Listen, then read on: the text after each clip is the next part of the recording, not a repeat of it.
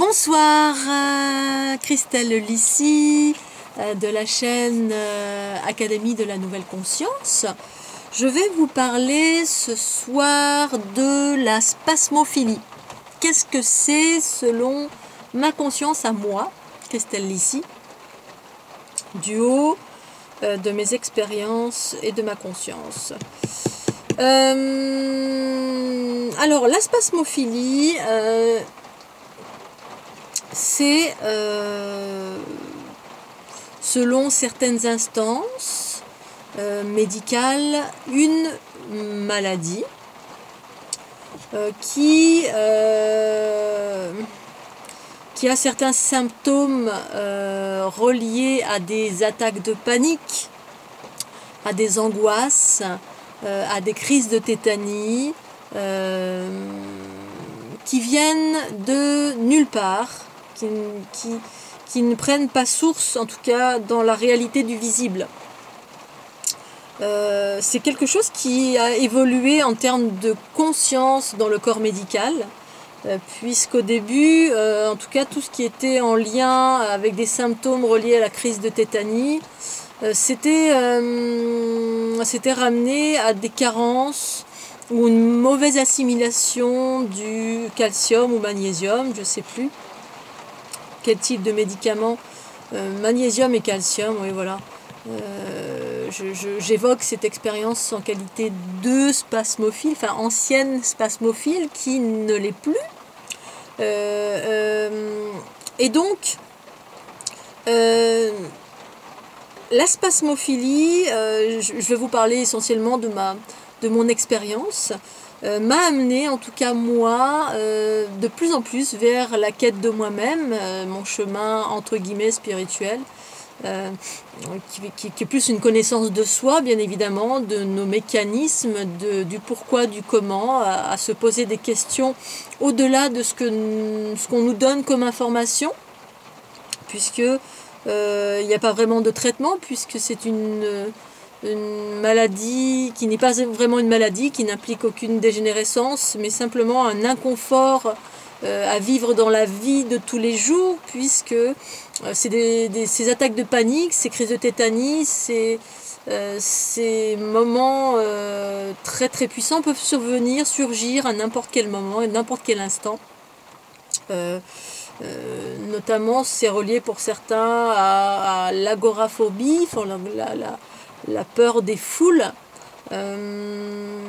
Voilà, j'ai expérimenté ça, j'ai commencé à avoir ce genre de symptômes propres aux miens, qui se caractérisaient par moi des crises de tétanie, des crises d'angoisse, enfin d'angoisse, particulièrement des crises de tétanie, des phénomènes de boules dans la gorge, voilà, la gorge serrée, on a avec l'impression d'avoir un gros caillou là au beau milieu, avec voilà, avec du stress qui venait de nulle part. Et voilà, et les médecins m'ont bourré de médicaments de calcium et de magnésium avec des piqûres ou des traitements sur du long terme, etc. Et au fur et à mesure, donc j'avais 12 ans, voilà, le temps a passé entre-temps. Au fur et à mesure, les symptômes ont évolué et ont plus ou moins été maintenus, pas vraiment maintenus, mais se sont transformés au fil du temps.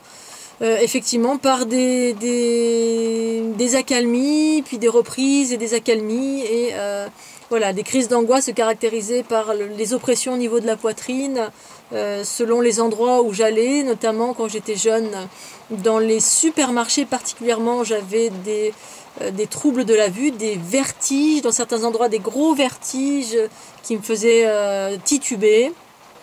Dans les supermarchés, j'avais la vue qui se troublait, à cause de ces vertiges. Il fallait que je sorte assez rapidement parce que je me sentais mal.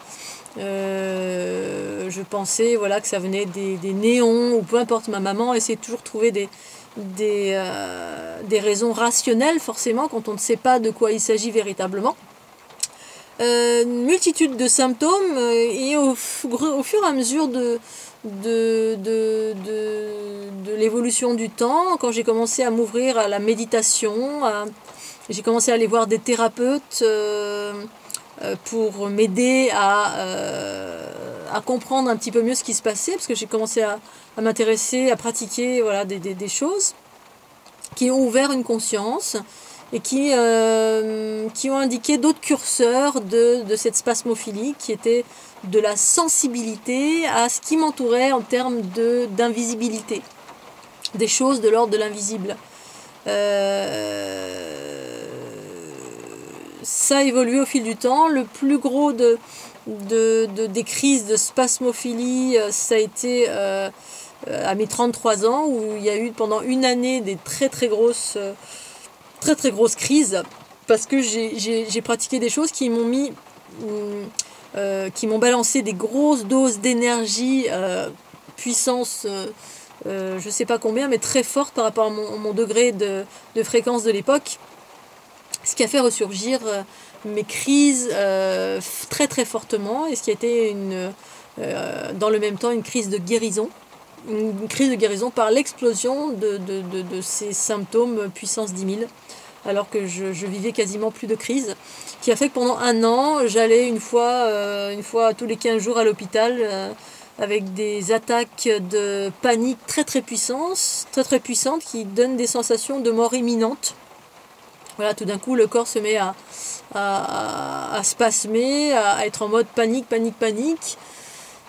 À l'intérieur, toutes les cellules s'entrechoquent en mode chaos. Et soudain, les corps spasment, le corps spasme, les muscles spasment. Et voilà, et tout ceci accompagné de sensations de mort imminente, comme si on allait mourir instamment, et voilà, avec une peur panique de ce moment-là. Et donc voilà, au fur et à mesure, je me suis adonnée à des pratiques de méditation, et ça a ouvert ma conscience. Et j'ai commencé à changer à m'intéresser à une multitude d'autres choses. Voilà. Je prenais des médicaments, je terminais à l'hôpital sous Lexomil ou Tranxène, je ne que sais-je, rien n'y faisait. Et au fur et à mesure, j'ai commencé à changer radicalement, ma conscience s'est ouverte, et j'ai commencé à opter pour des produits plus naturels. Je me suis intéressée à la lithothérapie, aux huiles essentielles, à une multitude de choses qui me semblaient plus appropriées, même si j'avais essayé ça avant de prendre les médicaments. Mais voilà, après cette grosse crise qui a duré un an, où j'ai quasiment pas travaillé, parce que je pouvais même plus sortir, voilà, où je ressentais tout, ça m'a permis en même temps, cette grosse crise, de percevoir, d'avoir la conscience claire des moments de panique, et voilà, et que clairement il s'agissait de choses extérieures, que ce n'était pas relié à moi. J'avais commencé à comprendre ces choses-là. Mais là, c'était vraiment très clair. Quand je sortais dans un endroit, j'allais au cinéma. Dès que le son commençait à devenir fort et il y avait des scènes un peu violentes, je crois que la scène la plus violente, c'était dans le film Harry Potter. Donc c'est pas franchement très violent, mais selon la sensibilité que vous avez, qui est votre capacité à capter l'invisible, en mode réception, c'est-à-dire le principe féminin qui est ce petit mode réception, voilà, comme un petit sonar, là, tac, tac, tac, il reçoit tout ce qui est de l'ordre du chaos. Eh bien, les sons étaient amplifiés et s'étaient transformés en flèches. J'avais l'impression qu'on me tirait littéralement à l'arc, et que je recevais des flèches directement à partir de l'écran, ou des baffles où sortait le son, et que ça rentrait directement dans mon plexus. J'avais la sensation, l'image, je sentais exactement tout ce qui se passait. Et voilà, pendant cette année où mes crises étaient très importantes, même chose lors d'un concert où il y avait la foule un peu partout, concert de sitar, voilà, relativement calme, doux, assez jazzy. Et là, pareil, dès que certains sons ont commencé à résonner, je ne sais plus quel son, un son particulier, pas celui de la sitar mais autre chose, pareil, je recevais comme des flèches, c'était dissonant, chaotique, et impossible de me protéger de cela. Je recevais ça en plein plexus, et peut-être dans d'autres endroits de mon corps. Donc voilà, et au fur et à mesure, j'ai commencé voilà, à être très attentive partout où j'allais. Une fois que cette période très très puissante c'est un peu calmé. Bon, ça a été aussi oui, il y a eu des périodes aussi avec des orages où carrément il y avait un orage qui devait se préparer, je sais pas, peut-être 10 ou 20 kilomètres au loin, ou peut-être même plus que ça. Imaginez des gros nuages, vous voyez très très lointain, au lointain comme ça, noirs, et vous voyez des petits éclairs de chaleur qui zèbrent un peu le... Mais ce n'est pas au-dessus de vous, c'est vraiment très très loin. Et que vous percevez toute l'électricité statique que génère cet orage, et que là, ça vous, littéralement, ça vous fait tomber par terre. Enfin, moi, j'étais en spasme par terre, en crise de spasmophilie, parce que je ressentais les éclairs de cette électricité qui était générée par cet orage au lointain. J'étais même pas dedans. Voilà, donc j'ai commencé vraiment à observer tout ça et observer ce qui se passait à ce moment-là, avec la conscience qui allait avec. C'était clair de tout ce qui m'atteignait en termes d'invisibilité, de phénomènes énergétiques, vibratoires, électriques, statiques, dissonances. Voilà, j'ai commencé à voir tous les lieux où je passais, où j'étais à la limite de tomber dans les pommes, des lieux qui étaient chargés, comme chargés d'histoire du passé, où il y avait eu des guerres, ou des sacrifices, ou du chaos, de la violence, quelle qu'elle soit. Pareil, je tombais littéralement. C'était vraiment des mécanismes très très puissants, des symptômes très puissants qui me mettaient KO d'une façon ou d'une autre, dans l'inconfort ou KO. Et voilà, et j'ai commencé à m'ouvrir petit à petit, et aujourd'hui ma conscience en 2017 a viré de 90 degrés, enfin plutôt 360, ou presque, sur ce qu'est la spasmophilie, qui est devenue au fil du temps de l'empathie, la raison pour laquelle j'ai fait une petite vidéo là-dessus, pour réactualiser ce qu'est le terme empathie. Cette conscience, ça surgit pendant mon tour du monde en 2012, où j'ai réalisé ce rêve et qui était absolument nécessaire que je fasse ce tour du monde, puisque c'était un moment j'avais un rendez-vous, j'avais pris avec moi-même pour, comme une école où en fait j'ai appris au quotidien à traverser différents paliers qui m'ont fait monter en fréquence et qui m'ont donné une compréhension de qui je suis, comment je fonctionne, qu'est-ce que c'était que cette spasmophilie en vérité qui n'était pas...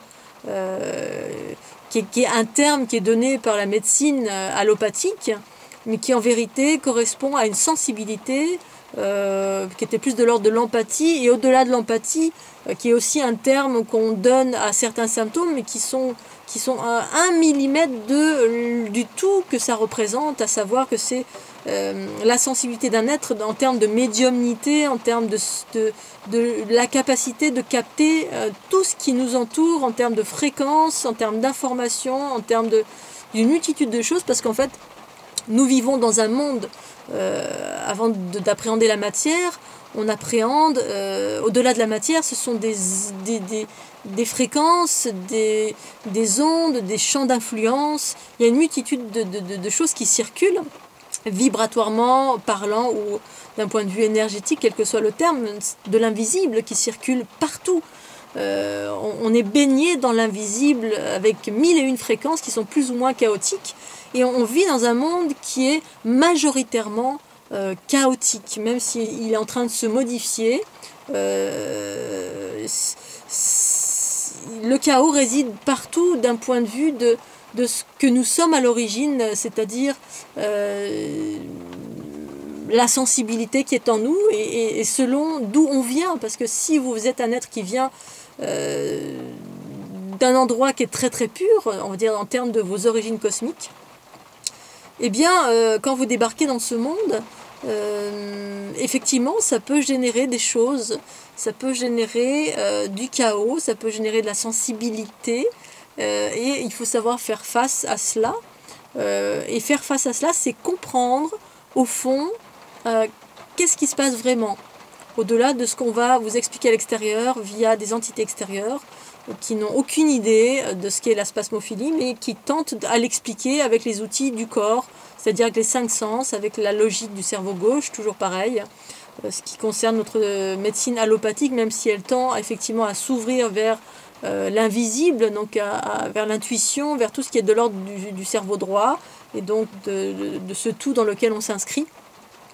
L'être global, holistique, fait d'esprit et de matière. Et donc, pendant ce tour du monde, j'ai vécu une multitude de symptômes qui sont revenus puissance 10 000, alors que je vivais une accalmie, où je pensais que c'était terminé, enfin, c'était terminé en fait. Voilà, ma spasmophilie en termes de crise ingérable de tétanie, c'était terminé depuis 10 ans. J'ai fait mon tour du monde à 40 ans. Et là, des douleurs, la veille de mon tour du monde, quand j'ai pris la décision, j'ai des douleurs qui m'ont prise, qui ont commencé à me faire souffrir. Aucune idée de quoi il s'agissait. Je partais une semaine après pour 6 mois autour du monde. Et pendant ces 6 mois, ça a été 6 mois d'école de la conscience, d'initiation, de Kundalini, de tous les lieux où je suis passée, toutes sortes d'informations, de là où je devais aller, toute ma guidance s'est révélée. Enfin, elle était déjà bien là, mais là c'était encore plus fort. Et en fait m'expliquer comme un livre qu'on ouvre sur soi, qu'est-ce que je suis, comment je fonctionne, en beaucoup plus fluide de ce que j'ai pu vivre avant ce